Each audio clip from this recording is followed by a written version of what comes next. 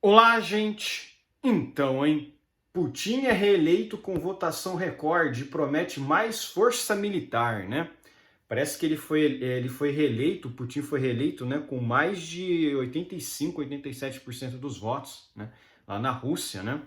E, óbvio, isso está gerando muitas suspeitas, né, de quem faz cobertura de eleições, até porque na Rússia não existe a possibilidade de entrada de nenhum veículo ali que faça é, uma podemos dizer, um controle, né, eleitoral, né? E tem gente, inclusive, falando que o exército, eles assediam as pessoas a votarem no Putin, né? Então é aquilo, né? Se essas eleições foram justas, nós não vamos saber, mas há grande possibilidade realmente delas não ter sido justas, né? É aquilo, né? Governos fazendo eleições geralmente tem um pouco de problema quando o Estado é totalitário, né? Mas enfim, como era previsível, Vladimir Putin, de 71 anos, foi reeleito neste domingo com números recordes por mais 6 anos como presidente da Rússia. Segundo dados de pesquisa de boca de urna confirmados, com a maior parte dos votos contados, ele teve cerca de 87% dos votos. O comparecimento foi de 74,2%, segundo a Comissão Eleitoral Central. Que coisa, né? A Rússia tem uma justiça eleitoral, né? O pessoal aqui do Brasil ficou falando, né, que não, os Estados Unidos é ruim porque não tem justiça eleitoral e o Brasil é bom porque tem uma justiça eleitoral. A Rússia também tem justiça eleitoral. E nem por isso a Rússia tem eleições limpas, né? Ou necessariamente tem eleições limpas, né? Agora, de fato, o Putin ele não deixa nenhum opositor dele chegar a ter chance de disputar as eleições e, sei lá, formar até ali uma frente para derrotá-lo, né? De fato, nós sabemos como é feito essas eleições, né? Eu já critiquei aqui em outro vídeo, falei do Zelensky, que ele adiou, né, as eleições indefinidamente, né? Também acho que isso deve ser sim criticado, porque, enfim, por que não realiza novas eleições? A questão é que, de fato, tem um problema lá que é a guerra, né? Então eles estão um estado meio que de sítio, né? Estado de sítio, um estado de exceção, né? Então não dá para dizer muito que é uma ditadura, porque eles mesmos estão num período de guerra. Então o período de guerra é um período de exceção mesmo, né? Quando seu país é invadido, né, é evidente que medidas que são tomadas podem ser ali meio que problemáticas, né? Mas a Rússia não está invadida e a Rússia declarou guerra, no caso lá, à Ucrânia e, enfim, fizeram eleições e o resultado foi esse. O pessoal meio que comparou, né, esse resultado aí com o Bukele e tal, né? A diferença é que o Bukele não prendeu nenhum opositor político, né? O Bukele ele não atacou nenhum opositor político, né? A questão é que não a questão é que lá em El Salvador, né? Realmente as pessoas são mais à direita, né? Você vê que você tinha o partido do Bukele, você tinha um partido de esquerda e você tinha um outro partido de direita também. Então lá não tem o que dizer, né? Todo mundo que estava concorrendo lá era meio que anti-esquerda, né? Então você até consegue traçar ali né, enfim. E as pesquisas também apontavam que ele estava com uma popularidade muito alta. O grande problema que acusam o Bukele de ser ditador é que ele tem prendido muito gangster, né? Então é aquilo, né? De fato, você ser eleito com 87% dos votos é suspeito no mundo tão polarizado, né? Mas enfim, vai saber, né? O grande problema aí do caso é que os militares na Rússia, eles realmente assediaram as pessoas a votarem no Putin. Isso é muito grave, né? Isso torna o pleito eleitoral totalmente questionável, né? Não é uma coisa assim comum de se acontecer você assediar pessoas, né?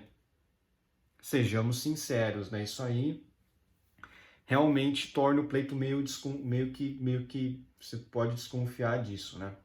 Em seu discurso de vitória de 7 minutos, às 23h50 lá da Rússia, né? 17h50 em Brasília, para o comando de campanha, e ao responder a jornalistas, Putin disse que sua vitória era um sinal de que somos todos irmãos em armas. Agradeceu aos soldados lutando na guerra da Ucrânia e prometeu completar os objetivos da operação militar especial, tornando o exército mais forte. Putin foi questionado acerca da ideia francesa de enviar forças para a Ucrânia, repetindo que isso colocaria o mundo à beira da Terceira Guerra Mundial, algo que não é do interesse de nenhum de nós. Somos a favor de negociações, mas não porque o inimigo está ficando sem munição.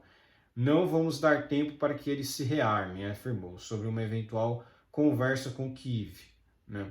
Voltou a dizer que poderia estabelecer um cordão sanitário no território hoje controlado pelo regime de Kiev, para proteger os russos do outro lado da fronteira sob o ataque em Belgorod, ou seja, na região norte da Ucrânia. Bom, o resultado da eleição vai permitir a consolidação da sociedade, afirmou o presidente, que concorreu como independente com apoio do Partido Rússia Unida.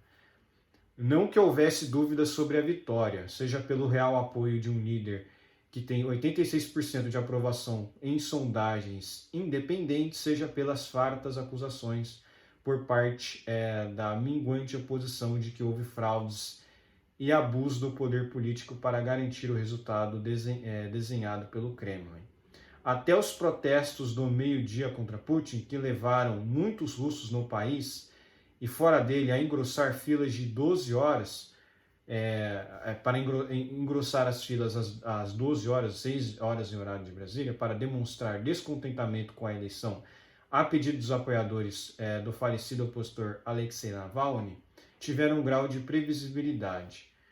Ocorreram sob forte escolta policial, mínimos incidentes e acreditar na comissão e na boca de urna sem impacto no resultado final. Putin disse que o ato não teve efeito e criticou pessoas que vandalizaram urnas e cédulas. Essas pessoas atrapalharam o direito de outros de votar. Que tipo de democracia é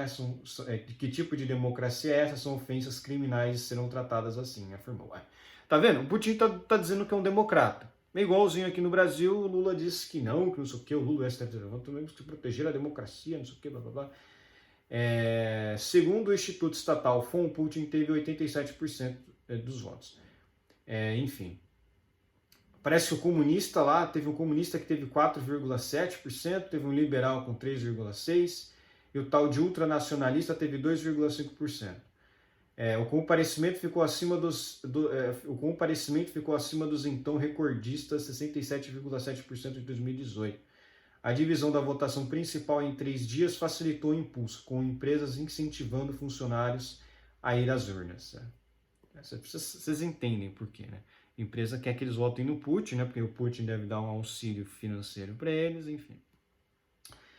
Opositores acusam fraude, né? Apesar do franco favoritismo de Putin, mesmo que a eleição fosse na Dinamarca, país menos corrupto do mundo, segundo a Transparência Internacional, medidas foram tomadas para garantir um passeio no parque.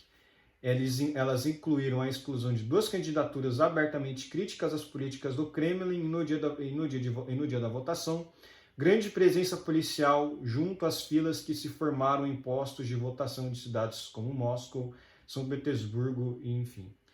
Segundo os críticos do governo russo, que operam de forma virtual, pulverizada e hoje, em sua maioria, no exílio, a isso foram adicionadas fraudes paroquiais, como o enchimento de urnas com votos para Putin. A possibilidade de voto pela internet em 27 das 83 unidades da Federação Russa, usada por quase 10% dos 85 milhões que foram às urnas, também apontada como suspeita. Kremlin descarta as acusações como propaganda e, de resto, o resultado será desdenhado de qualquer modo no Ocidente. Uma das maiores votações de Putin foi na região ocupada de Donetsk, na Ucrânia, com 95% dos votos. Caramba, então pera lá, então essa eleição teve votação de região que é da Ucrânia? Aí é meio complicado, né? Bom, enfim, realmente não tem o que se comparar, né, gente? Não tem o que se comparar, né? Se você for analisar o que foi feito lá em El Salvador, aquilo foi uma eleição transparente, né? Você teve toda a oposição concorrendo. A questão é que o Bukele ele é muito querido mesmo, né? Agora, ele não invadiu nenhum país, nem assediou eleitores. Aqui a questão é meio complicada, né? Você vê que, até região que é territorialmente da Ucrânia votou pro Putin, cara. Como é que pode isso, né? Os militares tudo lá assediando as pessoas a votarem no Putin, enfim. É realmente, é de se questionar, né? Não tem como não, né?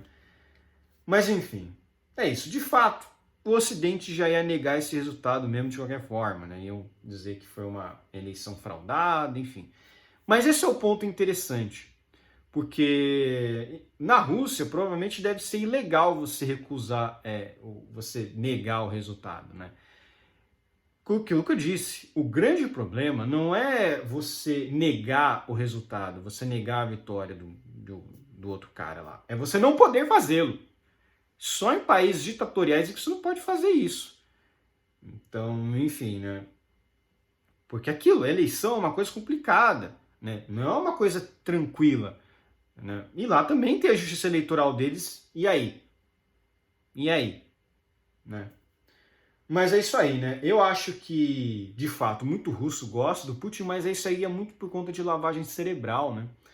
Porque você imagina, você tá num país isolado, que você só vê uma coisa, né? Você só vê alguma coisa, e aí, enfim, você só vê um certo tipo de notícia, então você passa a acreditar muito mais no que o governo está dizendo, né? Mas pelo menos, ainda assim, não é tão vergonhosa quanto a eleição da Coreia do Norte e da China. Lá não tem oposição, nem pode ter oposição, né? Mas vocês perceberam, né, que a oposição aqui da Rússia também está exilada, ou seja, os que o Putin deixou concorrer, é que ele deixou esses caras concorrer porque ele sabia que não iam ter a menor chance contra ele mesmo. Então ele falou, vamos deixar esses caras aqui concorrerem para não tornar a eleição só de um partido, só de uma pessoa, né? Aí, enfim, né? Seria o cúmulo do absurdo, né? Seria nível Coreia do Norte, né? Que só o cara lá, o ditador, concorre, né? O cara ganha 100% dos votos, né? Enfim. Por hoje é só, espero que gostem do meu vídeo, inscreva-se no meu canal, comente aqui embaixo, compartilhe meu vídeo nas suas redes sociais para me ajudar na divulgação.